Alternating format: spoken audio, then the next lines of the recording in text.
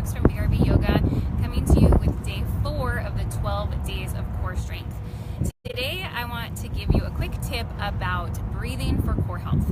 So for a lot of postpartum women, what ends up happening is our ribs get really tight and we end up sending a lot of breath down into the belly.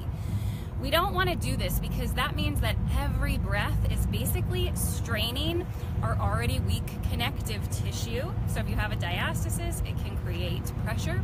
If you have pelvic floor issues, sending a lot of your breath pressure down into the abdomen can also strain your pelvic floor. So what do we do instead?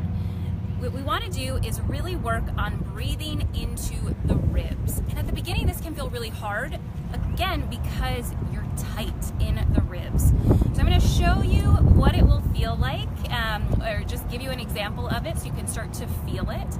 And then I'll tell you why this is really important. So, okay, I want you to bring your hands to right around your low ribs, basically feeling where the hands are. And when you breathe in deeply, I want you to breathe in through the nose and feel like you're trying to expand your hands left to right. And they might not move a lot, that's okay. And then breathe out. And when you breathe out, the ribs should come back in. So again, inhale into the ribs and then exhale out. Now the other thing is that we really want this breath expansion to be 360 degrees. So it's not just left to right, it's also back to front. So go ahead and bring one hand to your back and one hand to the front of the ribs and try that inhale again. You want to feel that that breath is filling into your hand. Your back spreads into your hand as you breathe in. Breathe out and then again inhale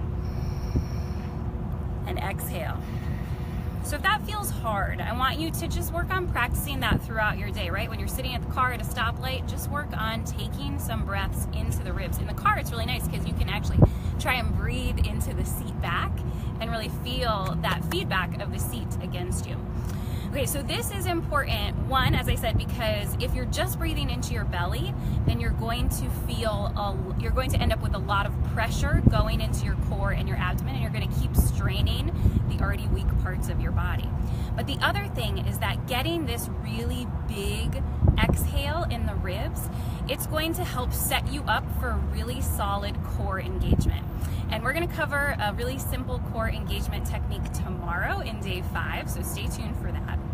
The other awesome benefit of this is that your psoas, which is a really strong hip flexor, it attaches right at the bottom of the ribs, connects to your spine, comes around the front, and then attaches inside of your hip flexor. So every time you breathe and you get the ribs to expand, it gives that hip flexor a break. So if you feel like you've got really tight hips after being pregnant, that breathing is going to help you. All right, so that's it, day 4, rib breathing. It will help minimize pressure in the abdomen and help set you up for a really good